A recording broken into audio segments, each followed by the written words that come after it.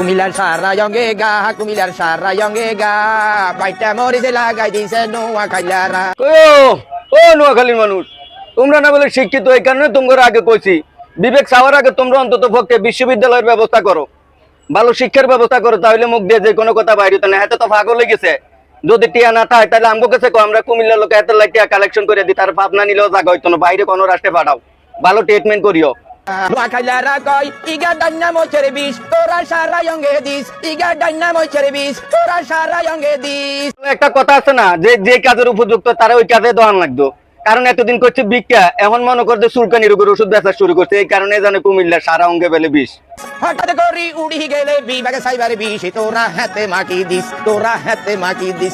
মুরুক্ষের কথায় কান্দি না, কারণ আমাকে তো বিবেক চাওয়া লাগে না, বিবেক তো আগে হয়ে রয়েছে।